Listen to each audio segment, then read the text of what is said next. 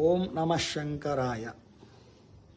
మనము ఇప్పటి కాలంలో యజ్ఞం చేయాలన్నా, యాగం చేయాలన్నా, ఒక క్రతువు చేయాలన్నా కూడాను మనకు పరిధులు, పరిస్తరణలు ఇవన్నీ కూడా హోమానికి వేసుకుంటూ ఉంటాం. అప్పట్లో ఇవేవి కూడా లేవు. మరి దేవతామూర్తులు ఎలా చేశారు అన్నట్లయితే ఇక్కడ వేదంలో ఒక విషయాన్ని చెబుతున్నారు. సప్తాస్యాసన్ పరిధయః త్రిసప్త సమిధః కృతాః దేవాయజ్ఞం తన్వానాః అబధ్నన్ పురుషం పశుం అని వేదం చెబుతుంది.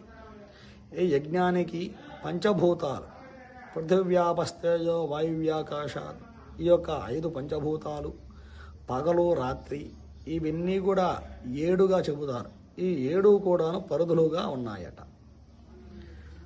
మరి 21 తత్వాలు సమిధలయ్యాయి. పరిధులు వచ్చాయి, సమిధలు వచ్చాయి. మరి ఆహుతి కావాలి కదా, ఆహుతిని ఎవరిని ఎంచుకున్నారు? అలా యజ్ఞ ప్రసాదం కావాలి కదా అందులోకి.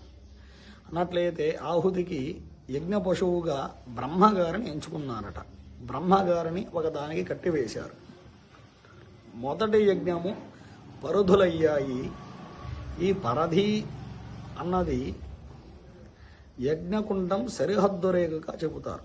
ఎందుకోసము అన్నట్లయితే యజ్ఞాన్ని రక్షింపక చేయడానికి, యాగ రక్షణ కొరకు ఈ యొక్క పరిధిని వేస్తాము మనం. రెండవది, ఇక్కడ కుశగ్రాసాలు లేవు, చెట్లు లేవు. ఎందుకోసం అన్నట్లయితే అప్పటికి ఇంకా సృష్టి ప్రారంభం కాలేదు కనుక.